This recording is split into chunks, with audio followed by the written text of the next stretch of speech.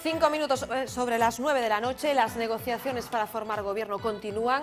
A muchas bandas seguimos sin pactos firmes cerrados, pero hay formaciones que ya van perfilando cuáles serían las bases de llegar a un acuerdo y en todos los casos el PSOE tiene que pagar un precio si quiere llegar a la Moncloa. Paloma.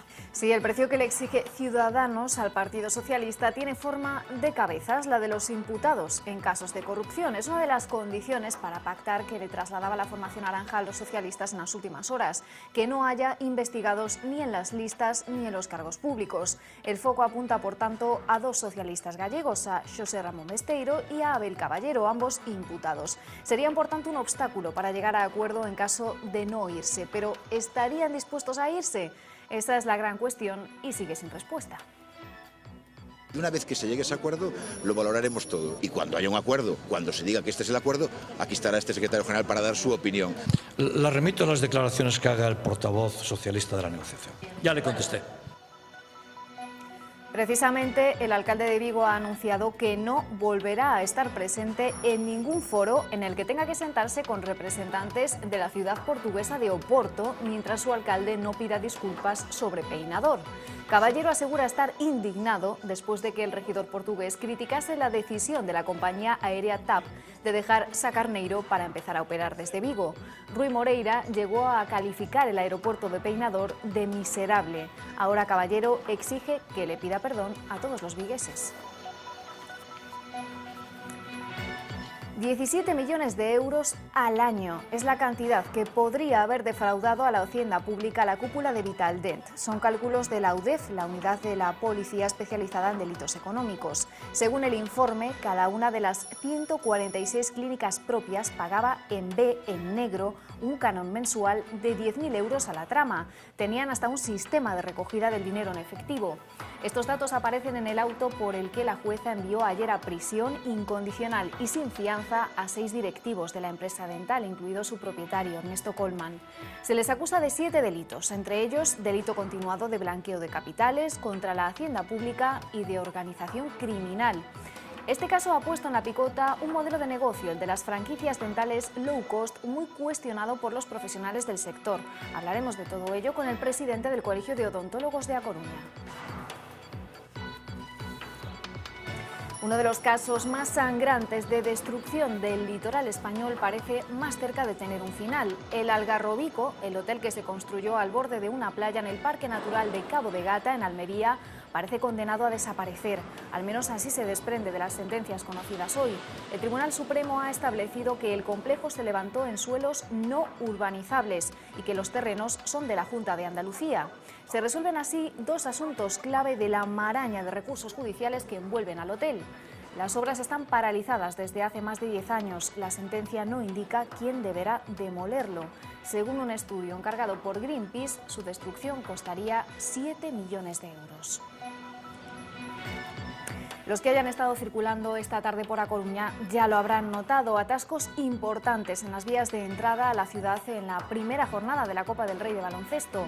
Hay unos 4.000 aficionados alojados en los hoteles de la ciudad herculina para disfrutar de este espectáculo deportivo que ha marcado un nuevo récord de ventas de abonos, 5.000 en menos de una semana. Cientos de escolares de distintos centros de A Coruña han podido disfrutar esta mañana de un entrenamiento con algunas de las grandes figuras del baloncesto en nuestro país.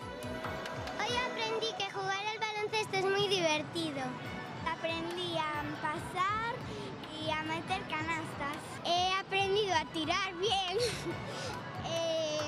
a esquivar y a saltar más alto. He aprendido a pasar, a hacer de todo.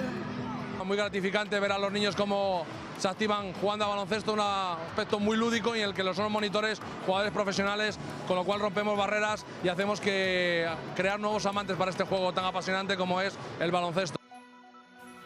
Hoy se cumplen 148 años de la llegada a la ciudad olívica del Nautilus. Al mando, el capitán Nemo, empeñado en rescatar los tesoros de Rande. Julio Verne cuenta la historia en sus 20.000 leguas de viaje submarino, en un capítulo titulado precisamente La Bahía de Vigo. Para conmemorar tan ilustre aniversario, la ciudad olívica vive su semana verniana. Hoy hace exactamente 148 años que el Nautilus llegaba a la ría de Vigo, pero lo hacía en la mente de Julio Verne, que plasmaba esa travesía, liderada por el capitán Nemo a través de su joya literaria 20.000 leguas de viaje submarino. Pero la vinculación de este escritor francés con la ciudad va mucho más allá, y es que hay 2 estancias, al menos documentadas en el siglo XIX, de Julio Verne en esta ciudad. Hace 10 años, Vigo le rendía tributo a Julio Verne con esta estatua del escritor sentado encima de un calamar gigante, y que estos días, con ese aniversario de la llegada del Nautilus, celebra la Semana Verniana.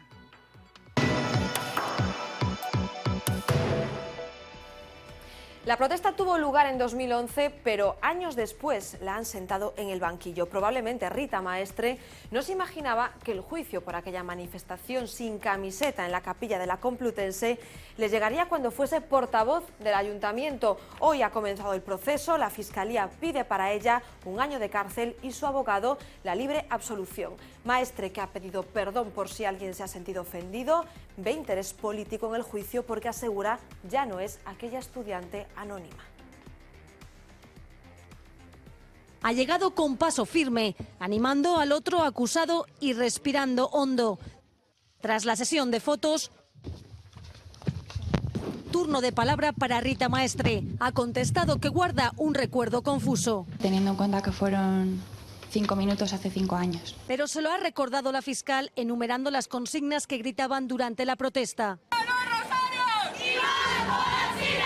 Contra el Vaticano, poder clitoriano, el Papa no nos deja comernos las almejas, arderéis como en el 36, sacad vuestros rosarios de nuestros ovarios. No recuerdo la literalidad de lo que se dijo. Tampoco lo recuerda, pero estas imágenes muestran a Rita Maestre gritando exactamente eso.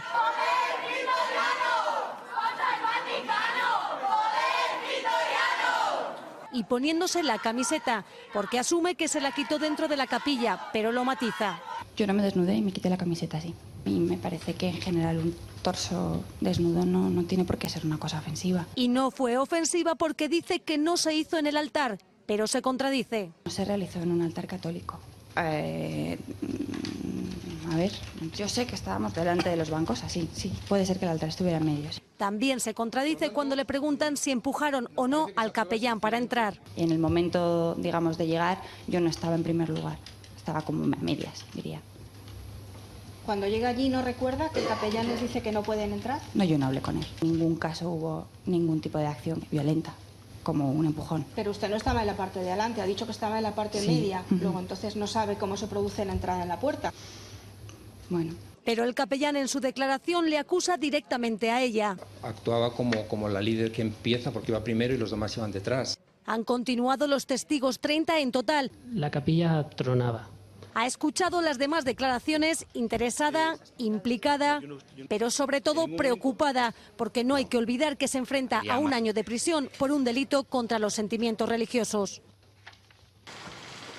Cuando Rita Maestre ha entrado en el juzgado, lo ha hecho sabiendo que tenía pleno apoyo de todo su partido. Rita Maestre es una persona que es un ejemplo y que espero que, independientemente de las circunstancias, Rita Maestre siga siendo la portavoz del Ayuntamiento de Madrid. Le han preguntado si la organización universitaria que él dirigía estuvo detrás del asalto a la capilla. Si entre sus fines, entre los fines de Contrapoder, estaba organizar este tipo de actos. Rita Maestre fue una de mis mejores estudiantes. No me ha contestado a ninguna de las dos. El mensaje se repite. Compañera, gracias por tu ejemplo. Pero ese ejemplo es una ofensa para otros. El gobierno pide que si es condenada por un delito contra los sentimientos religiosos cometido en 2011, dimita de su cargo en el ayuntamiento. Que actúen en coherencia porque han venido para regenerarnos a todos. El ejemplo es lo mejor. En Ciudadanos no se mojan. Pues no me ocupa mucho tiempo. Y el ayuntamiento respetará su decisión. Es algo que en primer lugar tiene que decidir la portavoz. Dejarán a su criterio la opción de dimitir. Este juicio ha reabierto el debate sobre los símbolos religiosos en un Estado laico. ¿Es razonable entonces que haya una capilla en una universidad pública? Lo cierto es que aquí en Galicia la hay, es la capilla de la Universidad de Santiago. Así que hoy nos hemos ido hasta allí, pero en realidad no hay una, sino 2. Vean.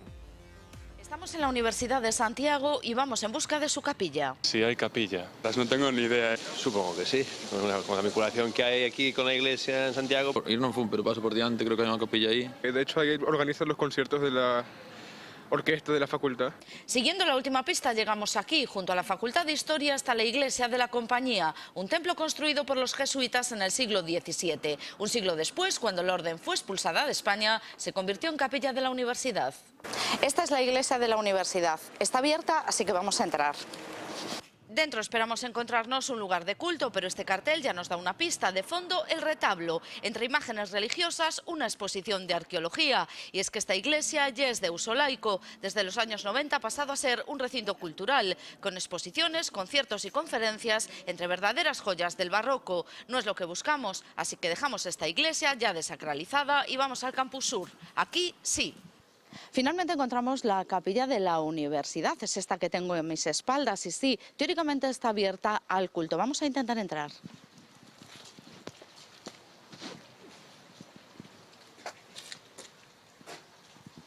Hoy de momento nos la encontramos cerrada. No tiene demasiado uso, pero sí hay culto. De forma regular se abre a última hora de la tarde. La pastoral universitaria se encarga de ella. Siempre que se tenga clara la diferencia entre educación cívica y educación eclesiástica, no cabe una incompatibilidad. Aparte que es una práctica libre de cada uno. Se o Estado laico non debe soster a unha capilla. Se un é practicante, ven por él. Hombre, si tienen capilla también podrían tener cualquier otro tipo de edificio para, yo qué sé, sí, para otros cultos, sí. Eso me consta que en otras universidades tienen, bueno, pues recintos o centros pues que son de reunión para cualquier tipo de culto, o a todos o a ninguno. Es una universidad para todas personas, no para las solo religiosas. Se llama Chitra, es de la India y le resulta extraño que haya capilla, así que buscamos las razones. Nos apuntan una: la tradición cristiana en España pesa demasiado. Que en espacios públicos como unha universidade existan lugares que están consagrados a unha religión ven en parte de aí, desa tradición, e tamén unha cuestión de poder, claro, a Iglesia Católica interésalle moito ter ese tipo de espazos. E hai cada vez máis xente que se sinte incómoda ante a existencia dese tipo de espazos religiosos pagados cos impostos de todos. Cree que la separación entre Iglesia y Estado llegará, mientras religión y universidad comparten espacio. Una joven gallega ha sentado un precedente en la justicia en favor de las minorías religiosas. El Supremo le ha dado la razón y ha obligado a la Xunta a repetirle en exclusiva las oposiciones de maestra de educación infantil del año 2011. Ya que no pudo examinarse. La prueba estaba convocada un sábado, día de culto y descanso para la Iglesia Adventista a la que pertenece. Ella se llama Abigail Salgado. Su caso saltó a la palestra en agosto de 2015, cuando el alto tribunal le dio la razón tras años de lucha judicial. La sentencia obliga a la Xunta a examinarla y a nombrarla funcionaria si supera el proceso selectivo. Deberá además pagarle el salario de 4 años. Acaba de iniciar la evaluación, ya ha superado el primer examen, el de gallego, y está a la espera de que la convoquen a la prueba de conocimientos con la que conseguiría su plaza como profesora. Hemos hablado hoy con ella sobre los derechos que le fueron negados por pertenecer a una religión distinta a la católica. Muy buenas, Abigail. Finalmente la justicia te ha dado la razón, pero has perdido 5 años. ¿Cuándo crees que podrás presentarte a esas oposiciones? Pues sí que es verdad que han sido 5 años y bueno, ya he hecho el primer examen, calculo que como mucho en 2 o 3 meses debería hacer el resto. Pero no hay nada claro realmente, estoy a la espera de que me lo comuniquen oficialmente. De que te lo comunique la administración y te convoque. Exactamente, tienen que enviarme por escrito una carta certificada convocándome con las fechas exactas. ¿En todo este proceso tú te has sentido castigada por pertenecer a una religión minoritaria? Bueno, no sé si castigada sería el término, pero sí que es verdad que muchas veces cuando perteneces a una religión diferente al resto eres consciente de que puede que no tengas el mismo trato que el resto, pero bueno, cuando tienes las ideas claras y sabes qué es lo primero en tu vida, pues hacer las cosas como las tienes que hacer. Finalmente, la ley está de tu parte, al menos el Supremo así lo ha dicho. ¿Dónde crees que ha estado el fallo para estar 5 años litigando? El fallo fue ya al principio de todo. Yo cuando me presenté a las oposiciones había presentado un escrito diciendo que era adventista del séptimo día y que por lo tanto no realizamos exámenes en horario de sábado. si cuando entregué la solicitud hubieran tenido en cuenta ese papel, ya se habría ahorrado todo lo demás. Y esto mismo me lo reconocieron en Santiago, en la consellería, que no habían hecho ni caso de ese papel y que por eso estábamos con todo esto. ¿Correspondería entonces ese fallo a la Xunta, a la Administración Autonómica? Pues no sé exactamente a quién, pero podría ser. ¿Crees que esta sentencia influirá en personas que estén en tu misma situación? Yo espero que sí. De hecho, mi idea al denunciar era no tanto solo por mí, sino por la gente que viene después, porque es verdad que hay muchos opositores y opositoras en España de mi religión y que, bueno, el hecho de tener un precedente judicial hará que en otras administraciones se lo piensen un poco antes de denegar derechos básicos. ¿Tu caso es aislado o personas de tu comunidad se han tenido que enfrentar a esta situación en otras ocasiones? Pues desde que salió mi sentencia, varias personas me han escrito diciéndome: mira, justo yo me acabo de presentar hace un par de años y no me cambiaron el examen, ¿qué tengo que hacer? Y, o sea, son cosas que pasan. O sea, no demasiado a menudo porque generalmente se respeta la ley, pero sí que son cosas que pasan. Estamos hablando de una comunidad de ¿cuántas personas? La comunidad adventista en Galicia y a nivel estatal. Pues en España, pues realmente, claro, no sé el número exacto, pero unas 100.000 personas, y en Galicia seremos unos 500 o 600, no lo sé. Por tu experiencia, ¿tú dirías que España es un país aconfesional, como dice la Constitución? Bueno, no está muy claro. Es verdad que, bueno, siempre hay minorías a las que no se respeta como se debería, pero bueno, estamos en proceso de cambio, eso espero. Pues muchísimas gracias, Abigail, y ojalá consigas esa plaza. Muchas gracias a vosotros. En el capítulo diario de negociaciones en busca de un gobierno, hoy a Alberto Garzón le ha tocado el papel de pacificador. Después de reunirse con Pablo Iglesias y con el equipo del PSOE, Garzón ha propuesto una cita a 4 entre Podemos, Partido Socialista, Compromís e Izquierda Unida. Un acuerdo de izquierdas que evite que las hostilidades entre Sánchez e Iglesias acaben propiciando un nuevo gobierno del Partido Popular. Iglesias cambia el paso en el cortejo a los socialistas. Creo que la posibilidad de que haya un gobierno en España debería hacernos aparcar determinados tonos y ponernos a trabajar juntos. Responde así el líder de Podemos a las voces en el PSOE que lo han tildado de arrogante. Hoy, Alberto Garzón propone reunión a 4 entre las fuerzas progresistas. Ojalá esa reunión sirva para que salgamos de allí con un acuerdo de gobierno. Sí a formar gobierno, también a que él y Sánchez se comuniquen más y mejor. Que son estas cosas que no deberían ser así. Y le mandé un WhatsApp diciéndole: dame un correo electrónico tuyo para que te mande el documento. Me responde con el correo electrónico, se lo mando. En el correo electrónico le digo: a ver si nos podemos ver. También a que se vean más. Sería normal vernos pasear juntos, tener reuniones juntos habitualmente. Digo yo que sería lo normal. Es el tipo de relación que busca Iglesias, con sus condiciones, sin terceras personas. El candidato de Unidad. Quiero pensar que el Partido Socialista no ha elegido a las derechas. Y si ha sido así, me voy a esforzar para hacerles cambiar de opinión y que tengamos un gobierno de progreso. En medio, como suele ser habitual, las preferencias de los mayores. Me parece bien que se negocien desde la centralidad, buscando acuerdos. Eso es lo que ha comprometido ahora, y me alegro, al Partido Socialista, y parece que está comprometiendo a Ciudadanos, que está sobre un papel qué reformas están dispuestos a afrontar. Iglesias insiste en que su proposición es sincera. Estoy haciendo todo lo que puedo. O sea, no sé qué más podría hacer para conseguir ese gobierno de coalición presidido por Pedro Sánchez. 2 semanas para que Sánchez se someta a la investidura. La negociación continúa. Tenemos sesión de investidura en marzo del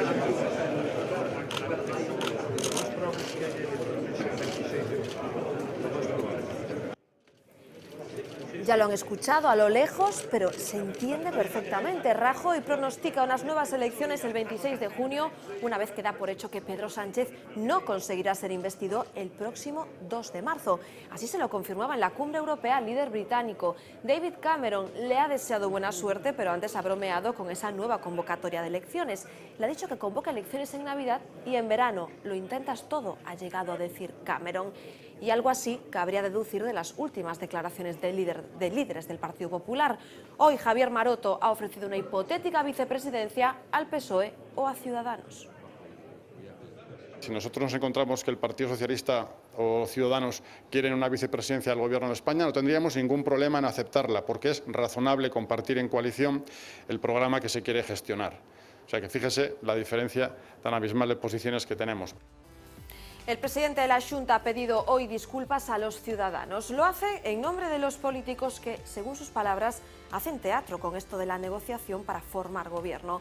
Cree Feijóo que las reuniones del PSOE con Ciudadanos son escenificaciones porque los socialistas tienen clara su intención y esa es pactar con Podemos. O paripé na negociación entre o Partido Socialista e Ciudadanos, pois é un teatro para posteriormente acreditar que, dado que con Ciudadanos non dá para gobernar, pois a única solución que hai é acercarnos ao programa electoral do señor Iglesias e que o señor Iglesias faga presidente o señor Sánchez. Pido disculpas como político porque realmente o teatro o que está sometido os ciudadanos de toda España como consecuencia de determinados políticos que confunden a política co teatro é algo no que merece a pena pedir disculpas, que dentro de nada a maioría da xente non vai a creer a política, os políticos e as institucións.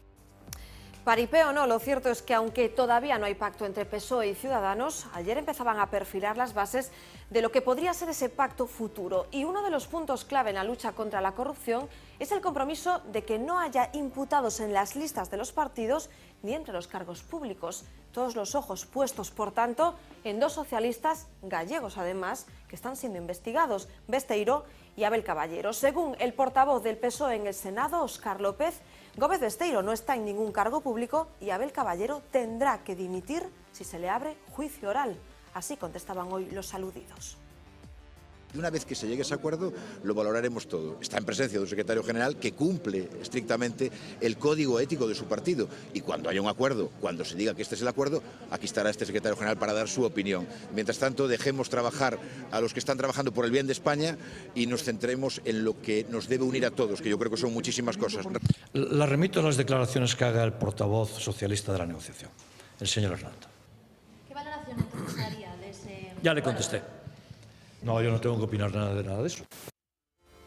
Son las 9:26 con los titulares sobre la mesa. Nos vamos ya al plató de Vía V en directo. Fernanda Tavares, para saber cuál es el menú que nos tenéis preparado para hoy. Buenas noches. ¿Qué tal, Gladys? Muy buenas noches. Bueno, pues pactos, negociaciones, todas esas cosas que están pasando estos días de cara a ese pleno de investidura que va a tener lugar a principios de marzo. Así que trataremos de analizar lo que ha pasado en las últimas horas, esa confesión o esa expresión de un deseo de Mariano Rajoy a David Cameron, pero hablaremos también de lo que pasaba hoy en torno a las iglesias en las universidades. Después de ese juicio a Rita Maestre visitaremos la capilla de la Universidad de Santiago y trasladaremos el debate a la mesa. En la primera parte, a partir de las 10, recibiremos a una de las científicas más importantes de este país.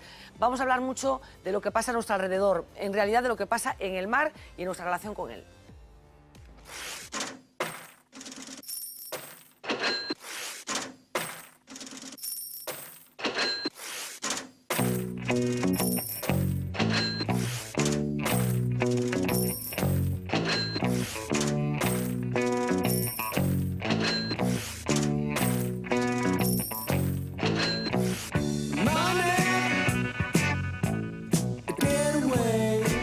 Undécima víctima mortal en las carreteras gallegas en lo que llevamos de mes. Una joven de 23 años moría ayer atropellada en la Nacional 120 en Ponteareas.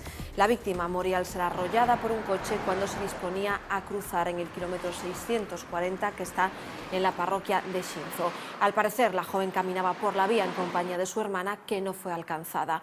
A última hora de la tarde de ayer apenas había visibilidad en esta zona por causa de la niebla. La conductora del coche no vio a la víctima. El 061 desplazó una ambulancia, pero ya no se pudo hacer nada por ella. Y así han quedado dos vehículos, un turismo y una furgoneta, después de chocar frontalmente en Monforte. Un accidente que se ha saldado con dos heridos. Son una mujer de 44 años y un hombre de 79. los dos vecinos de Sober. A él tuvieron que rescatarle los bomberos porque estaba atrapado por las piernas entre los restos de su coche. Y es que la parte delantera del vehículo estaba completamente destrozada. El suceso se produjo a las 11 de la mañana en la carretera que une Monforte y Sober, entre los lugares de Abacariza y Telleiros.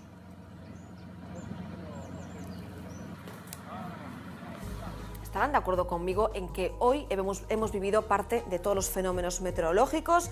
Ha hecho sol, ha estado nublado, ha hecho viento, ha llovido. Xavier Fonseca, buenas noches. Buenas noches. No sé si me vas a contradecir, pero esa es mi sensación. Totalmente, ha sido una jornada con todo, ha sido una jornada sobre todo muy inestable. Teníamos mucho aire frío en las capas altas de la atmósfera y eso ha permitido que hoy se hayan formado esos típicos cumulonimbos, nubes de desarrollo vertical, y por tanto hoy sobre todo los chubascos han estado en muchos momentos acompañados de granizo. Por cierto, ese granizo ha provocado más de un accidente por toda la geografía gallega. También hemos visto nieve donde no solíamos verla, pero si tenemos que elegir un protagonista este jueves, nos quedamos con el frío.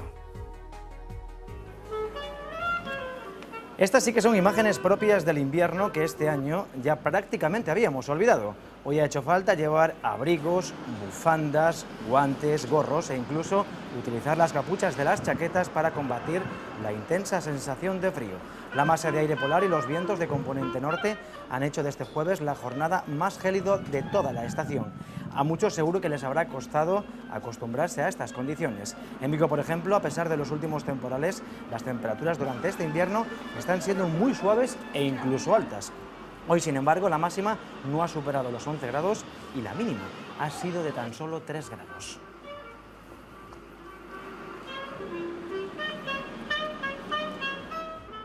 Aquí tenemos un gráfico donde hemos elegido algunas temperaturas destacadas que se han registrado a lo largo de este jueves. Llama la atención, por ejemplo, que las temperaturas máximas no han superado en ningún momento del día los 11 grados, ni siquiera durante las horas centrales, cuando la radiación solar es mayor, pero sin duda la noticia ha estado en las temperaturas mínimas. Fíjense que no hemos elegido prácticamente ninguna zona alta y aún así las temperaturas mínimas han descendido de forma generalizada hasta los 0 grados. Además, hoy han soplado vientos de componente norte y por tanto la sensación térmica siempre está por debajo de lo que marcan estos mercurios, así que hoy, si usted ha experimentado una sensación intensa de mucho frío, está más que justificado, pero lo peor está por llegar esta próxima madrugada. Vamos a ver el mapa de las isobaras previsto para este viernes.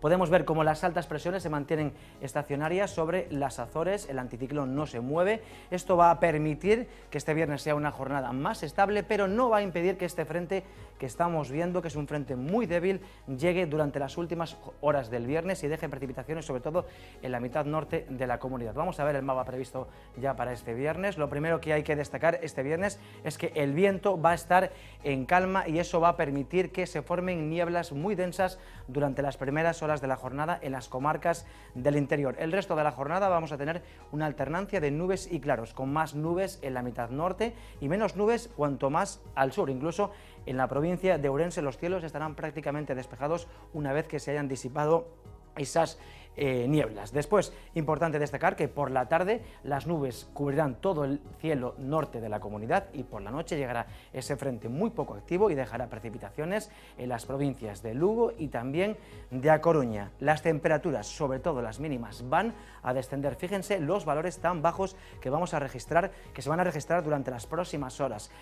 En la mitad norte de la comunidad no van a superar los 6 grados y estos valores nos parecen demasiado altos porque seguramente se mantengan por debajo de los 6 grados. En otros puntos de la comunidad, sobre todo del interior, llama la atención, por ejemplo, en Lugo, donde, fíjense, 0 grados de mínima, en Lalín 2 grados bajo cero, Pedrafita 6 grados bajo cero.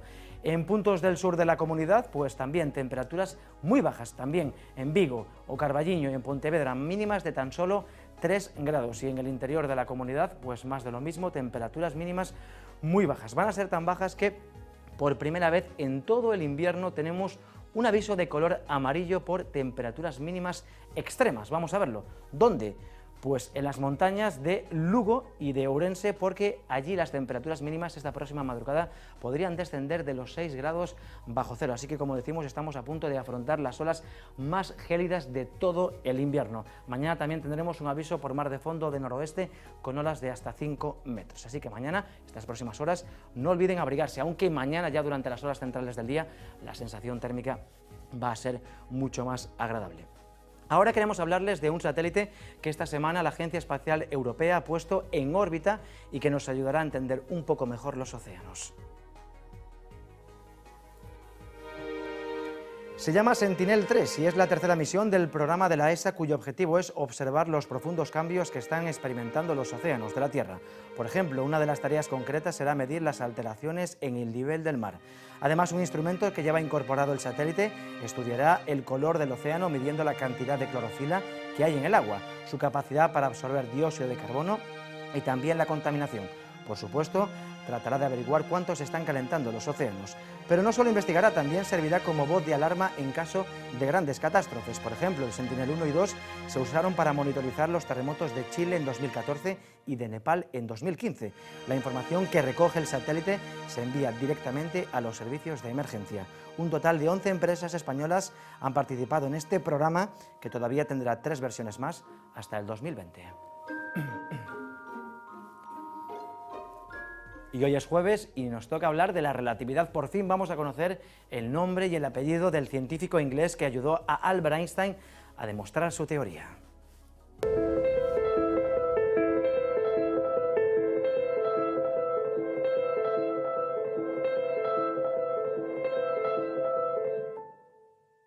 Cuando Albert Einstein presentó la teoría general de la relatividad en Berlín en noviembre de 1915, agitó los cimientos de la ciencia. El universo ya no era el mismo. De pronto había límites en el cosmos, como el de la velocidad de la luz, y la gravedad dejaba de ser una fuerza para convertirse en un efecto de la deformación que producen los cuerpos. Muchos pensaron que era demasiada revolución para un solo hombre. En ciencia también hay política mezclada y Einstein trajo nuevas ideas. Mucha gente, y en particular gente más mayor que él, estaba muy en contra de sus ideas, pero desde el punto de vista de la ciencia tenía mucho sentido lo que Einstein estaba tratando de hacer, y eventualmente en muy pocos años se transformó esa visión como no una idea loca, sino una idea realista. Las críticas se centraban en que su teoría todavía no había sido demostrada. Einstein seguía pendiente de medir la curvatura de la luz tras su paso por el Sol mediante la observación de un eclipse. Europa estaba en guerra y los países dejaron de colaborar entre ellos. Pero en febrero de 1916 la relatividad general cayó en las manos de un inglés, Arthur Eddington, el astrónomo real del Observatorio de Greenwich. Eddington, que había manifestado públicamente su pacifismo, supo ver enseguida la relevancia científica que tenía la teoría. Pero lo que le empujó a involucrarse fue saber que Einstein era un alemán que había escrito un manifiesto en contra de la guerra. Pensó que si le ayudaba, la ciencia podría ser una herramienta útil para unir a dos potencias enfrentadas. Y la cosa tuvo su eco mediático, porque hay que situarse en el momento y darse cuenta de que era un momento en el que un inglés, al mando de un gran equipo inglés, se enfrentaba a la tarea de destronar la teoría de un inglés famoso como era Newton en favor de la teoría de un físico de un estado enemigo. Fueron 2 expediciones para alcanzar las dos localizaciones de la Tierra en las cuales iba a haber las condiciones, los eclipses completos con las estrellas correctas detrás para poder comprobar este efecto. Esas 2 localizaciones eran Brasil e Isla Príncipe, cerca de África, a donde Eddington viajó para medir el eclipse que tendría lugar el 29 de mayo de 1919. Durante ese viaje la expectación creció no solamente en Alemania, sino en Inglaterra, porque era un viaje que duraba cierto tiempo y los medios de comunicación se hicieron eco de que algo importante se iba a conmover en los cimientos de la ciencia. Y bueno, cuando finalmente Eddington telegrafió que había medido la desviación de los rayos de luz, pues al día siguiente fue de forma, yo creo que no ha pasado nunca en la historia de la ciencia, portada de los máximos, de los medios de comunicación, de los periódicos más famosos de todo el mundo, de Nueva York, de París, de Londres, como diciendo, finalmente se ha comprobado una teoría que ha destronado a todo un paradigma anterior. Y bueno, yo creo que fue un triunfo para la ciencia y un triunfo para la humanidad, sin duda. Albert Einstein es uno de los científicos más famosos, porque en ese momento no solo la teoría fue importante, sino que era una persona mediática. Así como hoy Hawking, en ese momento era Einstein. Y era el prototipo de persona que salía en pijama a ver a los periodistas. Estamos celebrando ahora 100 años de relatividad general, que curiosamente nunca fue galardonada con un premio Nobel. Pero gran parte de la física teórica que hacemos hoy se construye sobre los cimientos que Albert Einstein propuso para la relatividad general. Entonces, sus contribuciones en física, al menos hasta la primera mitad de su carrera científica, son muy relevantes en la física del siglo XXI. La trayectoria de Einstein deja lecciones importantes al margen de que, como todos, era un ser humano imperfecto. Su vida tuvo luces y también sombras, sobre todo en el aspecto familiar. Pero la brújula con la que jugaba de pequeño nos recuerda que a los niños hay que fomentarles la curiosidad. Las ideas que desarrolló desde una oficina de patentes nos enseña la importancia de pensar libremente. Su relación con Eddington nos demuestra que la ciencia es un lenguaje universal que no entiende de fronteras ni ideologías, y el hecho de haber renovado el trabajo del físico más grande que ha existido, Isaac Newton, nos dice que en la historia del universo todavía queda mucho por escribir.